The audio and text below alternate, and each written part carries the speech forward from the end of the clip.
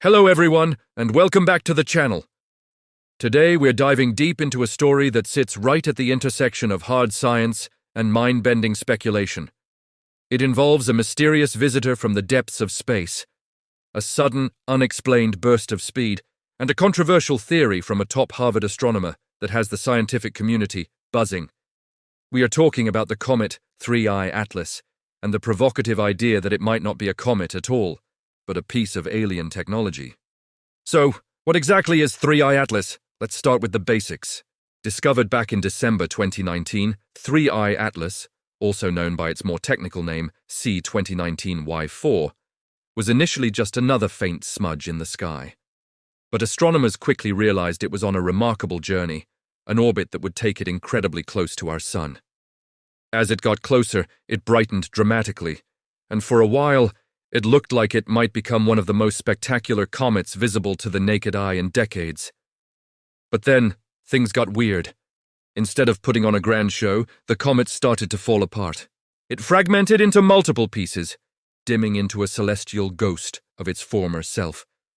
A bit of an anticlimax, right? Well, that's where the story usually ends for a disintegrating comet. But not for this one. Enter Avi Loeb, a professor of science at Harvard University, and a figure who is no stranger to shaking up the world of astronomy. You might remember his name from the Oumuamua saga a few years back. Oumuamua was the very first interstellar object ever detected passing through our solar system, and its strange, cigar-like shape and unusual trajectory led Professor Loeb to suggest it could be an alien probe or a solar sail. It was a headline-grabbing theory that drew both fascination and heavy criticism from his peers. Well, Professor Loeb is back, and this time his focus is on 3IATLAS. What caught his attention wasn't its fragmentation, but something much more subtle and, in his view, much more significant. He analyzed the comet's path as it swung around the sun, a point in its orbit called perihelion, and he found something that shouldn't be there. A sudden, non-gravitational acceleration. Now, what does that mean? In space, objects move according to the laws of gravity. A planet, an asteroid, or a comet follows a predictable path dictated by the gravitational pull of the sun and other large bodies. A non-gravitational acceleration means some other force gave it an extra push, a push that gravity alone can't explain.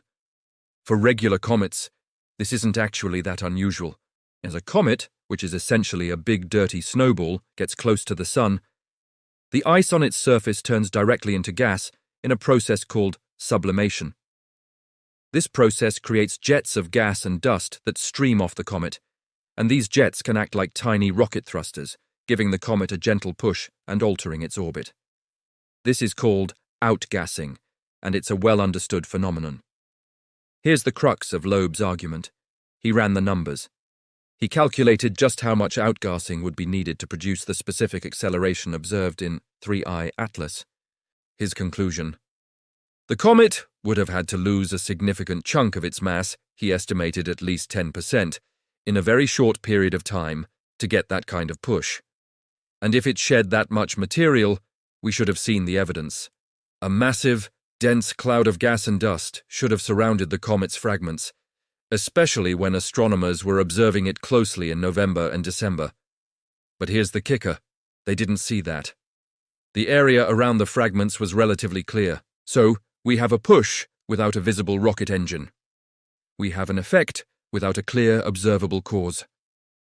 For most astronomers, the answer is probably that our models of cometary outgassing aren't perfect, or that the material was too fine to detect, or some other natural explanation we haven't quite pinned down yet. Science is all about refining our understanding of these complex processes. But for Avi Loeb, this discrepancy is not a puzzle to be solved with conventional comet physics. Instead, he sees it as a clue, another piece of data pointing toward his more extraordinary hypothesis. He draws a parallel to Oumuamua, which also showed a slight non-gravitational acceleration without any visible outgassing. Two interstellar visitors, two unexplained pushes. For Loeb, this pattern is too compelling to ignore. He posits that if 3IATLAS wasn't a natural comet, but an artificial object, say, a very thin, lightweight piece of technology like a solar sail, then the push could be explained by the pressure of sunlight itself. A solar sail is designed to be pushed by photons, the particles of light from the sun, much like a boat's sail is pushed by the wind. Such an object wouldn't need to spew out gas to accelerate. Now, let's be crystal clear. This is a highly speculative and controversial idea. The vast majority of the scientific community believes there is a natural, if not yet fully understood, explanation for the behavior of 3IATLAS. They argue that invoking alien technology is a leap of faith, a violation of Occam's razor, the principle that the simplest explanation is usually the correct one. The mainstream view is that 3IATLAS was simply a fragile comet that behaved a bit strangely as it met its fiery end near the sun. Its fragmentation and the subsequent lack of a dense debris cloud could be due to its specific composition, the way it broke apart, or the limitations of our observations. Critics of Loeb argue that proposing an alien origin before all natural explanations have been exhausted is not a productive way to do science. It generates headlines, sure, but it can also muddy the waters and lead the public to misunderstand the scientific process, which is often slow, methodical, and cautious. They point out that extraordinary claims require extraordinary evidence, and a slight orbital anomaly in a disintegrating comet doesn't meet that high bar. However, Professor Loeb's counter-argument is that we should be more open-minded. He contends that the search for extraterrestrial intelligence, or SETI, has traditionally focused on listening for radio signals. But what if alien civilizations aren't broadcasting? What if the evidence is already here, floating through our solar system in the form of technological artifacts, debris, or probes? He believes that we should actively look for these techno-signatures, and that objects like Oumuamua and 3IATLAS, with their unusual properties, are precisely the kinds of candidates we should be scrutinizing with an open mind. He's not saying it is aliens, but he is saying we can't and shouldn't immediately rule it out just because it feels uncomfortable or sensational. His goal is to push the boundaries of astronomical inquiry and encourage a more proactive search for evidence of technology beyond Earth. So, where does that leave us? On one hand, we have the established scientific consensus. 3IATLAS was a fascinating but ultimately natural comet whose death throes presented a few new puzzles for cometary physicists to solve. On the other hand, we have a bold, provocative theory from a prominent Harvard scientist who suggests we might have witnessed a piece of alien technology accelerating through our solar system.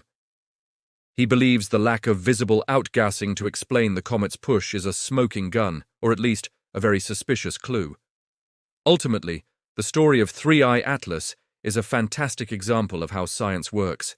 It's a process of observation, hypothesis, and debate. While the alien technology theory remains on the extreme fringe, the questions raised by Professor Loeb force other scientists to re-examine their data, refine their models, and defend their conclusions. That friction, that debate, is what drives science forward. Whether 3IATLAS was a humble chunk of ice and rock or something more, its journey has sparked a conversation that stretches from the precise mechanics of comets to the biggest question of all. Are we alone in the universe? What do you think? Is this a case of a scientist letting his imagination run wild, or is he onto something that his colleagues are too cautious to consider? Let me know your thoughts in the comments below. I'd love to hear your perspective on this cosmic mystery. Thank you so much for joining me today for this deep dive. If you enjoyed this video and want to explore more fascinating stories from the world of science and space, please consider hitting that like button and subscribing to the channel. It really helps us out and ensures you won't miss our next adventure. Until next time, stay curious.